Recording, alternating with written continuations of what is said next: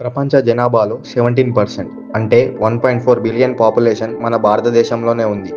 అంతేకాకుండా carbon dioxide ఉత్పత్తి చేసే దేశాల్లో ఇండియా 3వ ప్లేస్లో, చైనా అండ్ అమెరికా తర్వాత ఉంటుంది. అలాగే ఇండియా ప్రపంచంలో అత్యంత వేగంగా అభివృద్ధి చెందుతున్న ఆర్థిక వ్యవస్థ. అయితే ఈ కారణాల వల్ల భారత్ తీసుకునే నిర్ణయాల ప్రభావం ప్రపంచ వాతావరణంపై గణనీయంగా ఉంటుంది.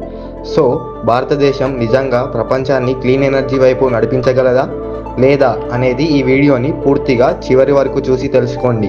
ఫ్రెండ్స్, ఇది మన ఛానల్లో మొదటి వీడియో. మీరు మన ఛానల్ని ఇప్పటి వరకు సబ్స్క్రైబ్ చేసుకోనట్టు అయితే సబ్స్క్రైబ్ చేసుకొని బెల్ ఐకాన్ పైన క్లిక్ చేయండి.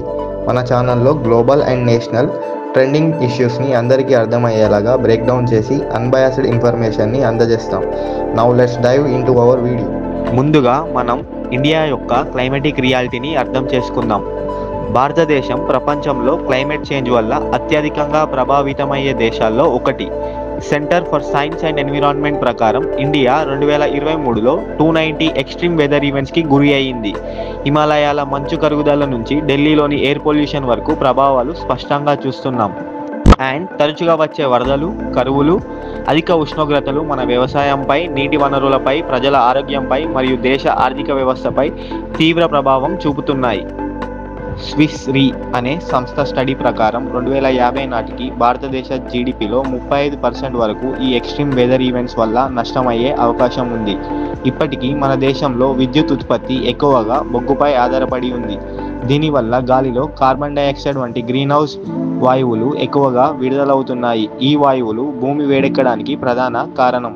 ఇది ఇలా ఉండగా రీసెంట్గా గ్లాస్గోలో జరిగిన యునైటెడ్ నేషన్స్ యొక్క COP26 సమిట్లో ప్రధాని నరేంద్ర మోడీ పంచామృత్ అనే 5 పాయింట్ల క్లైమేట్ ప్లాన్ను ప్రకటించారు. అందులో మొదటిది 2030 వరకు భారతదేశం తన విద్యుత్ ఉత్పత్తిలో ఫాజిల్ ఫ్యూయల్స్పై ఆధారపడడాన్ని తగ్గించి నాన్ ఫాజిల్ ఫ్యూయల్ ఎనర్జీ కెపాసిటీని 500 గీగావాట్స్కు పెంచడం కోసం రిన్యూవబుల్ ఎనర్జీ సోర్సెస్ అయిన సోలార్, విండ్ మరియు హైడ్రో పవర్ వంటి వాటిని గణనీయంగా పెంచాలని లక్ష్యంగా పెట్టుకుంది. ఇది zero emissions and clean energy వైపు అడుగులు వేయడానికి క్రూషియల్ స్టెప్.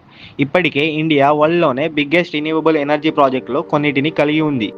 ఉదాహరణకు గుజరాత్లోని కవడా రిన్యూవబుల్ ఎనర్జీ పార్క్. ఇది అదానీ గ్రీన్ ఎనర్జీ వాళ్ళు డెవలప్ చేశారు. ఇది ప్రస్తుతానికి వరల్డ్లోనే లార్జెస్ట్ రిన్యూవబుల్ పార్క్.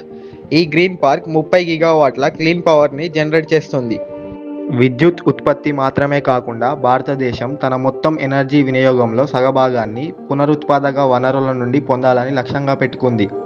రవాణా, పరిశ్రమలు మరియు గృహ అవసరాల కోసం కూడా పునరుత్పాదక ఇంధనాల వినియోగాన్ని పెంచడం దీని యొక్క లక్ష్యం. భారతదేశం తన ఆర్థిక వ్యవస్థ నుండి విడుదలయ్యే 1 billion tons of carbon dioxide మొత్తాన్ని గణనీయంగా తగ్గించాలని ప్రతిజ్ఞ చేసింది. 2030 నాటికి ఆర్థిక వ్యవస్థ యొక్క కార్బన్ తీవ్రతను 45% కంటే తగ్గించడం. కార్బన్ తీవ్రత అంటే ఉత్పత్తి చేయబడిన ప్రతి యూనిట్ జీడిపికి విడుదలయ్యే కార్బన్ ఎమిషన్స్. దీనిని తగ్గించడం అంటే తక్కువ ఎమిషన్స్, ఎక్కువ ఆర్థిక అభివృద్ధిని సాధించడం. 2005 స్థాయిలతో పోలిస్తే ఈ తగ్గింపు 2070 నాటికి నెట్ జీరో ఎమిషన్ లక్ష్యాన్ని సాధించడం. ఇది భారతదేశం యొక్క దీర్ఘకాలిక లక్ష్యం. దీని అర్థం వాతావరణంలోకి విడుదలయ్యే ఉద్గారాలను పూర్తిగా నిలిపివేయడం లేదా వాటిని తిరిగి గ్రహించే వ్యవస్థలను అభివృద్ధి చేయడం. మొత్తం మీద COP26 సమిట్లో భారత్ ప్రపంచ వాతావరణ చర్చల్లో ఒక ముఖ్యమైన పాత్ర పోషించింది. ఇండియా ఇప్పుడు ప్రపంచంలోనే 4th largest renewable energy producer. Faster adoption and manufacturing of electric vehicles అనే స్కీమ్ ద్వారా ఇండియా ఎలక్ట్రిక్ వెహికల్స్ కొనుగోలుదారులకు సబ్సిడీ మరియు ఎలక్ట్రిక్ వెహికల్ మ్యానుఫ్యాక్చరింగ్ కంపెనీస్కి ఆర్థిక ప్రోత్సాహాలను అందిస్తుంది. గ్రామీణ ప్రాంతాల్లో సోలార్ ఇరిగేషన్, బయోగ్యాస్, ఇంధన సేవింగ్ స్టవ్స్ వంటివి అమలవుతున్నాయి. గ్రీన్ హైడ్రోజన్ మిషన్ ద్వారా ప్రపంచంలోనే గ్రీన్ హైడ్రోజన్ కేంద్రంగా భారత్ తయారవుతుంది.